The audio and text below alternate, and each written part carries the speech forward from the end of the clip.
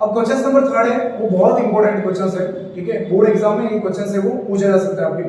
Check whether the, इसमें क्या बोल रहा है, check whether the relation R defined in the set. हमको एक सेट दे रखा है 1 से लेकर 6 तक के एलिमेंट है, उसके अंदर 6 एलिमेंट दे रखे हैं। Check whether the relation R defined in the set as r equal to ab such that b equal to a+1। हमको रिलेशन r किस तरह से दे रखा है, b इक्वल टू a+1 दे रखा है, ठीक है। इज रिफ्लेक्सिव, सिमेट्रिक और ट्रांजिटिव, क्या ये रिफ्लेक्सिव या सिमेट्रिक या ट्रांजिटिव होगा, तो हमको ये चेक करना है इसके अंदर कि स्वतुल्य सममित या संक्रामक होगा या नहीं होगा। तो इस क्वेश्चंस को यहां पर है वो प्रूव करने के लिए, चेक करने के लिए हम यहां पर एरो डायग्राम बनाएंगे। इसका सबसे बेस्ट सॉल्यूशन है वो एरो डायग्राम से आप देख सकते हैं।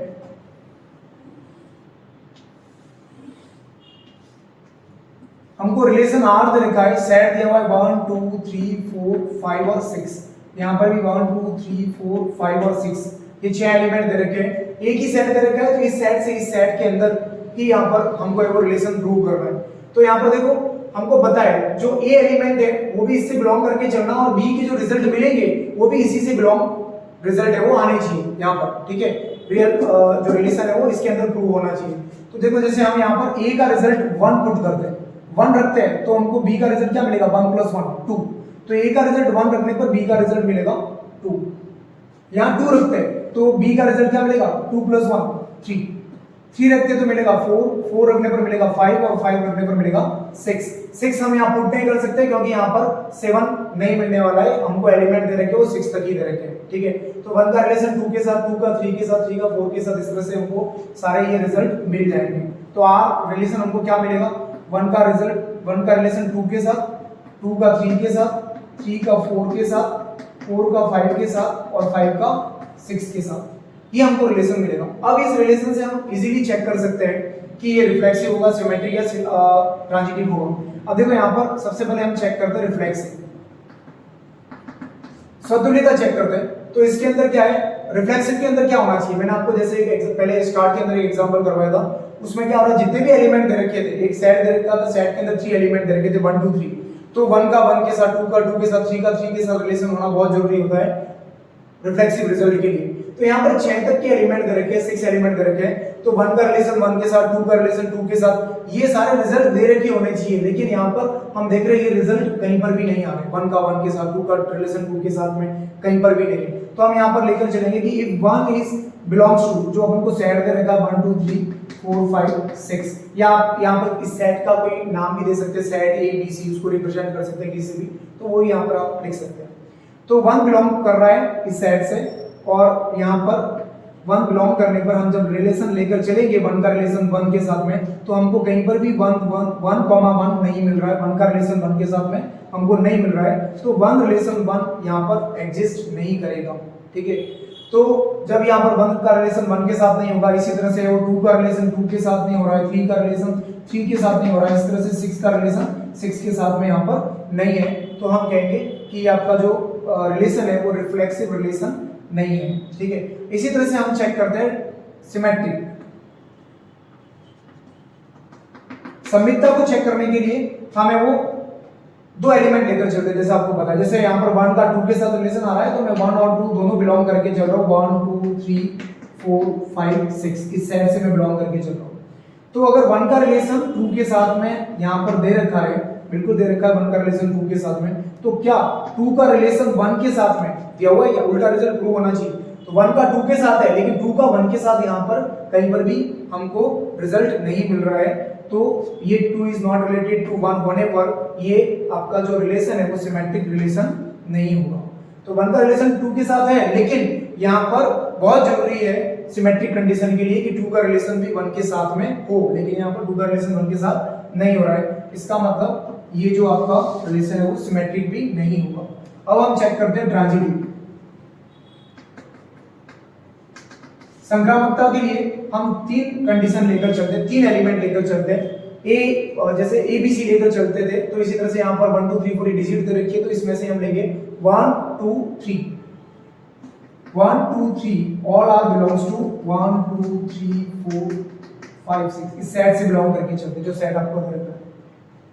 तो यहाँ पर देखो 1 का जो रिलेशन है वो 2 के साथ दे रखा है और 2 का रिलेशन भी 3 के साथ गिवन है।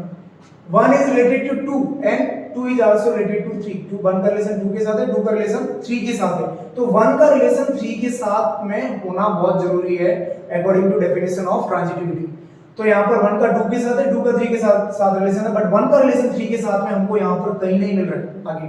तो इनसे हम देख सकते हैं कि 1 is related to 2 and 2 is related to 3 but 1 is not related to 3। That means हम यहाँ पर कह सकते हैं कि ये जो आपका जो रिलेशन है ट्रांजिटिव, वो रिलेशन यहाँ पर प्रूव नहीं हो रहा है, आपका जो संबंध है वो संक्रामक संबंध नहीं है। ठीक है, तो यहाँ पर इस क्वेश्चंस के अंदर हम इजीली देख सकते हैं कि ना तो रिफ्लेक्सिव है, नहीं सिमेट्रिक है और नहीं ट्रांजिटिव है। तो ये बोर्ड के एग्जाम को देखते हुए ये क्वेश्चंस बहुत ज्यादा इंपॉर्टेंट क्वेश्चंस है। इस तरह से आप ये एरो डायग्राम बनाकर इसको सॉल्व करें, बहुत इजीली आप इसको अच्छे से समझ सकते हैं और अच्छे से इसको है आप वहां पर कॉपी में लिख भी सकते हैं। ठीक है, थैंक यू। डियर स्टूडेंट, अभी हम देखेंगे क्वेश्चन नंबर सेकंड। तो क्वेश्चन नंबर सेकंड के अंदर वो क्या कह रहा है, बहुत ही इंपॉर्टेंट क्वेश्चन है ये।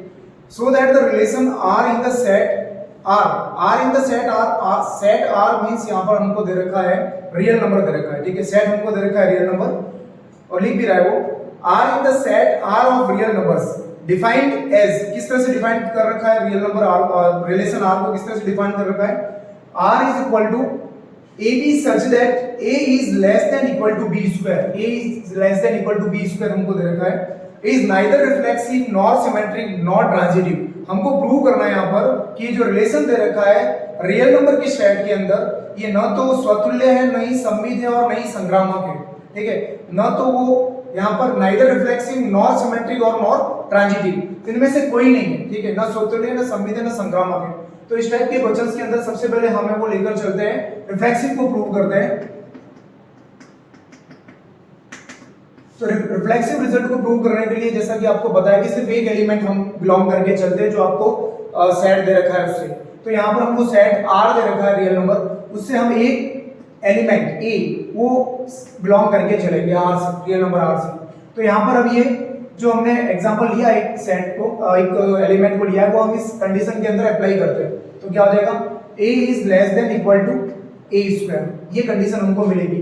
तो क्या हम a is less than equal to a square लेकर चले हैं, ये करेक्ट है? ये यहाँ पर बिल्कुल भी करेक्ट नहीं है, क्योंकि यहाँ पर a का स्क्वायर कभी भी a के इक्वल नहीं हो सकता, हम सभी को पता है। ये सिर्फ वन रिजल्ट, यहाँ पर हम एग्जांपल a की जगह में अगर 1 लेकर चलो तो 1 के लिए रिजल्ट प्रूव हो सकता है। कैसे?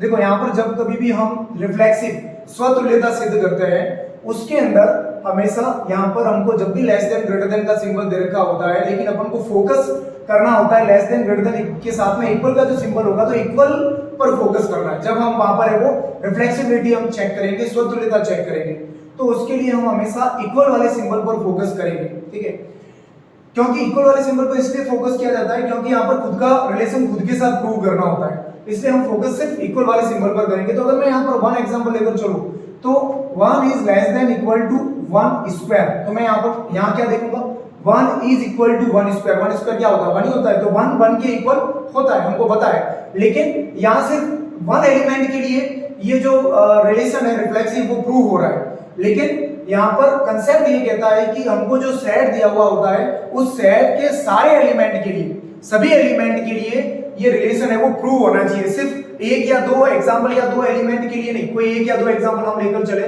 और उसके लिए प्रूव हो गया और दूसरे सभी के लिए प्रूव नहीं हो रहा है तो वो रिफ्लेक्सिव नहीं होगा और नहीं सिमेट्रिक और नहीं वो ट्रांजिटिव होगा।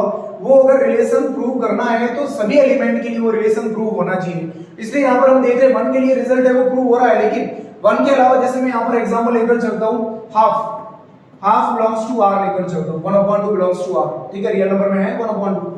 अब यहाँ पर ये कंडीशन, इस कंडीशन के अंदर अप्लाई करते हैं अपन, तो 1/2 less than equal to 1/2 whole square. तो यहाँ से हमको क्या मिला, 1/2 लेस देन इक्वल टू 1/4। तो क्या आप बताइए 1/2 1/4 के इक्वल होता है क्या? नहीं होता। तो यहाँ पर है वो 1/2 इज नॉट इक्वल टू 1/4 होगा। ठीक है, और नहीं 1/2 है वो लेस देन है 1/4 से। तो ये कंडीशन यहाँ पर जो रिफ्लेक्सिव कंडीशन है वो प्रूव नहीं हो रही है। 1 के लिए हो रही थी बट 1/2 के लिए कंडीशन प्रूव नहीं हो रही है। तो यहाँ पर a is less than a square concept है वो यहाँ पर अप्लाई नहीं होगा। इसके अंदर रिफ्लेक्सिव के अंदर। तो आपका ये जो गिवन रिलेशन है वो रिफ्लेक्सिव रिलेशन, स्वतुल्य संबंध यहाँ पर नहीं होगा। ठीक है, इसके बाद हम सेकंड रिजल्ट इसका चेक करते हैं रिफ्लेक्सिव के बाद में सिमेट्रिक।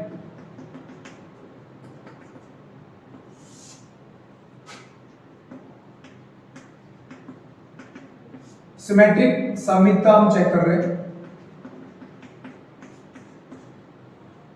इसके अंदर हमेशा हम दो एलिमेंट लेकर चलते हैं, A B belongs to R लेकर चले। तो यहां पर जैसा कि हमको यहां रिलेशन दे रखा है वो अप्लाई करेंगे। अगर ए रिलेशन बी के साथ, ए का रिलेशन बी के साथ है, if A is related to B है, तो यहां पर क्या हो जाएगा, A is less than equal to B square according to given condition. हमने वो उसको अप्लाई कर दिया ए रिलेशन बी को, ठीक है, जैसा दे रखा है। लेकिन हमको तो इसका क्या बिल्कुल अपोजिट रिजल्ट प्रूव करना है। सिमेट्रिक के अंदर हमेशा अपोजिट रिजल्ट प्रूव करते हैं। अगर ए रिलेटेड है बी से तो हमको बी रिलेटेड लाना होता है ए से। ठीक है, तो यहाँ पर बी रिलेटेड ए से लाने के लिए क्या मैं इसको अगर उल्टा लिखूं, यहाँ पर बी स्क्वायर, यहाँ में लिखता हूँ B is less than equal to A square. तो ऐसा पॉसिबल हो सकता है क्या? तो यहाँ पर ये कंडीशन है वो प्रूव करने के लिए हमको एक एग्जांपल लेकर चलना पड़ेगा, तभी ये क्लियर होगा कि इसको क्या मैं ऐसा लिख सकता हूँ। वैसे हम यहाँ पर जनरली देख सकते हैं कि अगर a लेस देन है b स्क्वायर से, ठीक है, a है वो b स्क्वायर से लेस देन है, तो b है वो a स्क्वायर से लेस देन नहीं होगा। लेकिन बहुत से एग्जांपल के लिए हो भी सकता है, लेकिन यहाँ पर जैसे मैं एग्जांपल लेकर चलता हूँ, half and one both are belongs to real number. Half और वन दोनों के दोनों है वो रियल नंबर से बिलोंग कर रहे हैं। यहां पर हाफ भी रियल नंबर से बिलोंग कर रहा है और वन भी रियल नंबर से बिलोंग कर रहा है। ठीक है, तो मैं हाफ का रिलेशन वन के साथ लेकर चलता हूं, तो यहां पर क्या होगा 1/2 less than equal to 1 square. बिल्कुल करेक्ट है, 1/2 है वो 1 के स्क्वायर से लेस देन होता है, 1 का स्क्वायर 1 होता है, 1 से लेस देन है हाफ 1/2। ये कंडीशन अपने पास फर्स्ट हो गई। अब सेकंड कंडीशन इसकी क्या रहेगी, बिल्कुल इसकी अपोजिट, तो वो हम अप्लाई करके देखते हैं। 1/2 की जगह 1 ले लेंगे और 1 की जगह ले लेंगे 1/2, इनको आपस में हमने इंटरचेंज कर लिया, ठीक है, बदल दिया। तो क्या ये कंडीशन यहाँ पर प्रूव होगी, इसकी उल्टी कंडीशन। तो यहाँ पर हम लेकर चलते हैं 1 less than equal to 1/2 whole square. तो इसका स्क्वायर करने पर हमको क्या मिलेगा, 1 is less than equal to 1/4। तो क्या 1/4 से लेस देन है क्या? बिल्कुल नहीं। तो यहाँ पर ये कंडीशन अप्लाई नहीं हो रही है। यहाँ पर हाफ का रिलेशन 1 के साथ था, बट उसका उल्टा रिलेशन 1 का रिलेशन हाफ के साथ में प्रूव नहीं हो रहा है। इसका मतलब यहाँ पर a is less then b square होने पर b is less then a square यहाँ प्रूव नहीं होगा। तो यहाँ पर आपका जो रिलेशन है वो सिमेट्रिक रिलेशन नहीं होगा। हाफ और 1 हम एग्जांपल लेकर चलेंगे। देखो इस टाइप के क्वेश्चंस के अंदर क्या है बच्चों, आपको एग्जांपल याद रखना चाहिए, ठीक है, क्योंकि कई बार एग्जाम के अंदर जब हम इस टाइप के क्वेश्चंस को सॉल्व करते हैं तो हमको कंफ्यूजन होता है। तो कंफ्यूजन को दूर करने के लिए कुछ एग्जांपल, जैसे ये क्वेश्चंस हो गया, कुछ क्वेश्चंस के अंदर आपको जो एग्जांपल यहाँ पर ये लेकर चलने हैं वो एग्जांपल आपको याद होने चाहिए, ठीक है। तो यहाँ पर जनरली आपको बहुत सारे क्वेश्चंस के अंदर याद रखने की जरूरत नहीं है। जैसे क्वेश्चन नंबर ये सेकंड हो गया, एक साइड ऐसे ही क्वेश्चन नंबर 5th में आगे आपको बताऊंगा, उसके अंदर आपको आप अगर एग्जांपल याद रखते हो सिमेट्रिक के लिए और खास तौर से ट्रांजिटिविटी के लिए, तो वहां पर कहीं कोई दिक्कत नहीं होने वाली है, आप इजीली क्वेश्चंस को है वो सॉल्व कर लोगे। और इस टाइप के क्वेश्चंस के अंदर आपको एक एग्जांपल देकर उसको क्लियर करना चाहिए, ठीक है। अब देखो हम यहाँ पर तीसरा रिजल्ट इसका प्रूव कर रहे हैं, ट्रांजिटिविटी।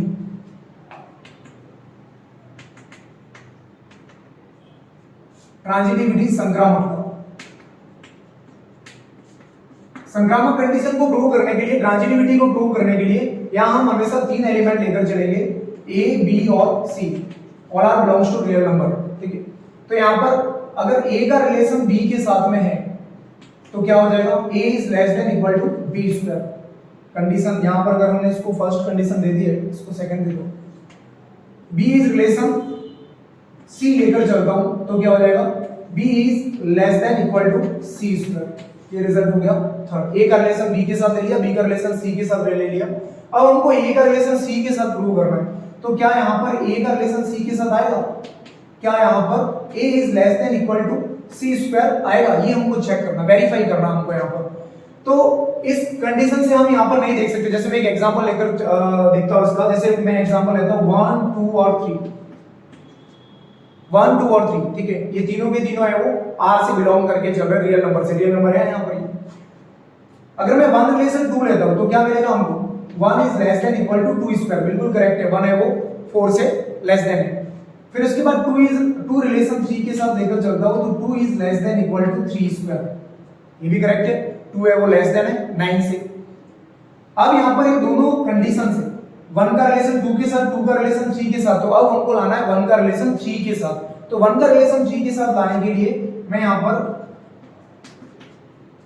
ये कंडीशन अप्लाई करूंगा रियल रिलेशन वाली, तो यहां पर क्या हो जाएगा, 1 is less than equal to 3 square, बिल्कुल करेक्ट, यहां पर ये प्रूव हो रहा है कि 1 का रिलेशन 2 के साथ है, 2 का रिलेशन 3 के साथ है, तो 1 का रिलेशन 3 के साथ प्रूव हो रहा है। तो देखो यहां पर इस टाइप के नंबर लेने पर ये रिजल्ट प्रूव हो रहा है, लेकिन यहां पर ये जो कंडीशन है, ये जो ट्रांजिटिविटी रिलेशन है, ये रिलेशन सभी एलिमेंट के लिए प्रूव होना बहुत जरूरी है। तो हम यहाँ पर एक एग्जांपल ऐसा लेकर देखते हैं जिसमें ये कंडीशन प्रूव नहीं होगी, ये रिलेशन प्रूव नहीं होगा। देखिए यहाँ पर एक एग्जांपल हम लेते हैं 2 -2 और 1, ये एग्जांपल लेकर चले, ऑल आर बिलोंग्स टू किसके है, रियल नंबर के।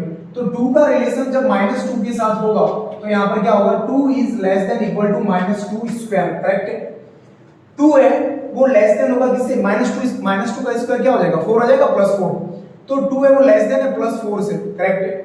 अब मैं यहाँ पर 2 का -2 से रिलेशन लेकर चला, अब -2 का रिलेशन 1 के साथ लेकर चलता हूँ, -2 रिलेटेड टू 1, तो यहाँ पर क्या हो जाएगा, 2 -2 यहाँ रह जाएगा और लेस देन इक्वल टू 1 का स्क्वायर, बिल्कुल करेक्ट है। ये भी -2 है वो 1 के स्क्वायर, 1 से लेस देन है, -2 1 से लेस देन ही है, तो ये दोनों कंडीशन है वो हम लेकर चले, ठीक है, A का B से, B का C से लेकर चले। अब हमको प्रूव करना है A का C से, दैट मींस हमको प्रूव करना है रिलेशन 2 का 1 के साथ में। तो देखो 2 का रिलेशन 1 के साथ हो रहा है नहीं हो रहा है, तो 2 रिलेशन 1, अब 2 रिलेशन 1 यहाँ पर सेटिस्फाई होना है वो बहुत जरूरी है। तो 2 less than equal to 1 square, क्या यहाँ पर ये कंडीशन अप्लाई हो रही है, नहीं हो रही है, 2 है वो 1 से छोटा नहीं होता, वो ग्रेटर देन होता है, बड़ा होता है, तो यहाँ पर है वो रिलेशन है 2 इज नॉट लेस देन 1, तो यहाँ पर ये रिलेशन है ट्रांजिटिविटी प्रूव नहीं हो रही है, क्योंकि वहां पर ये 1 2 3 एग्जांपल के लिए कंडीशन प्रूव हो रही है, बट यहाँ पर ये 2 -2 और 1 हम एग्जांपल लेकर चले तो उसके लिए कंडीशन प्रूव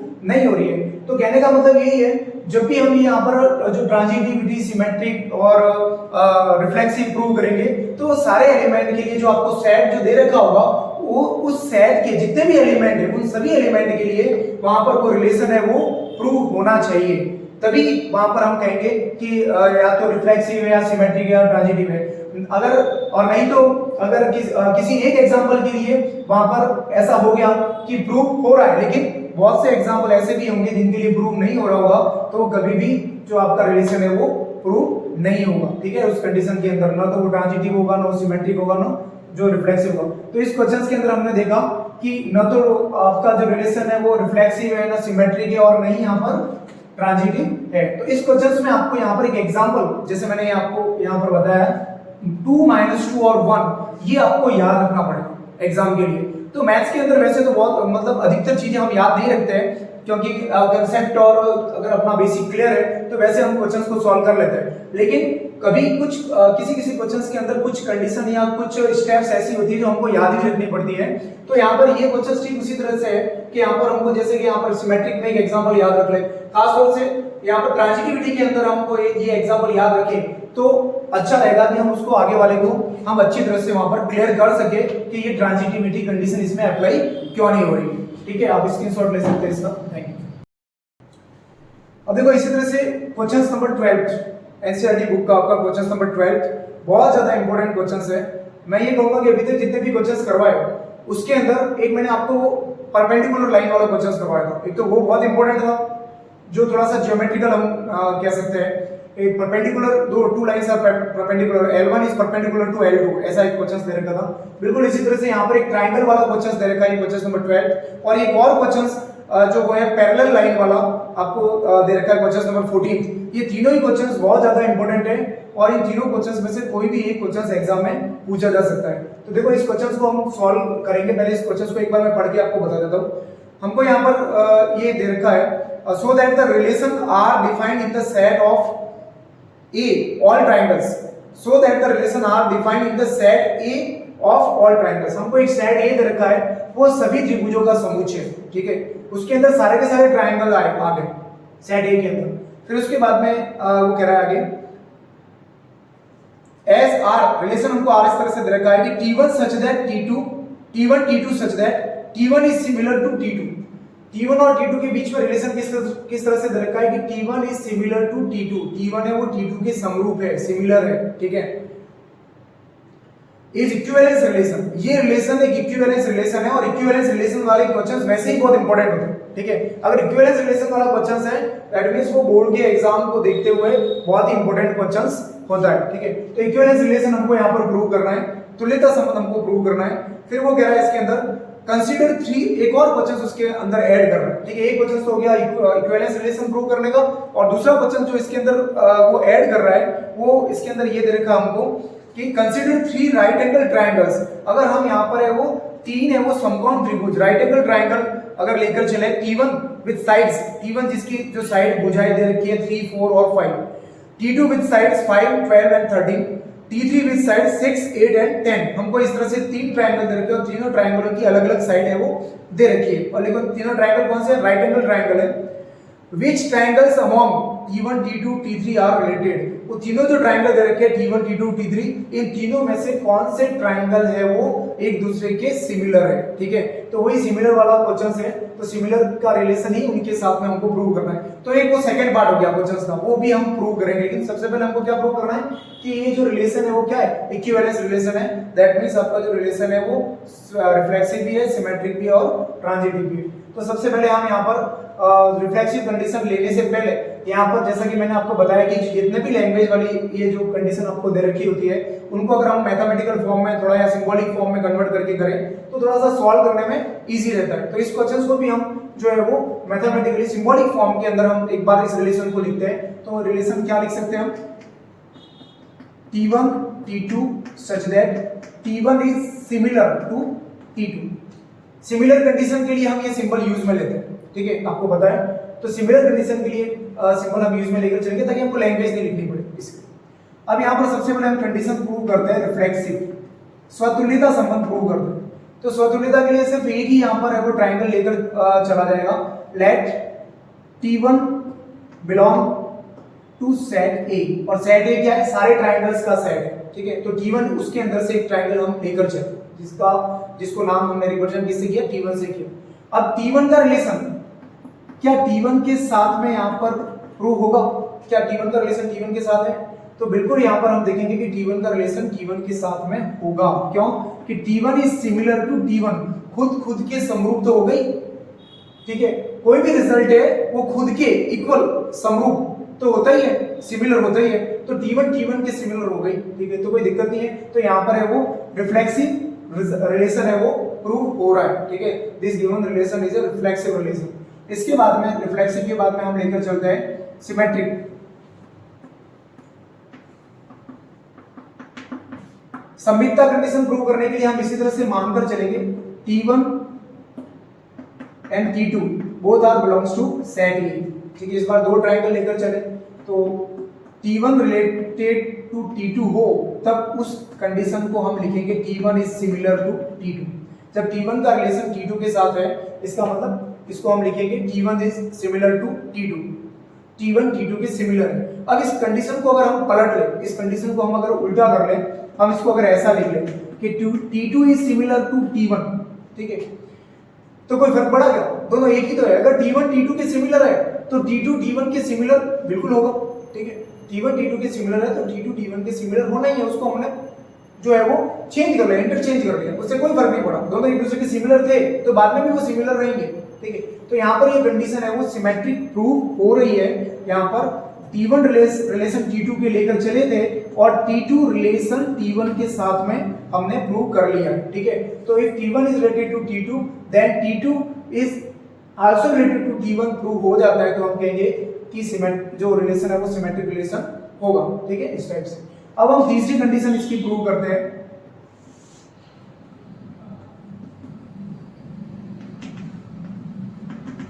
ट्रांजिटिव कंडीशन।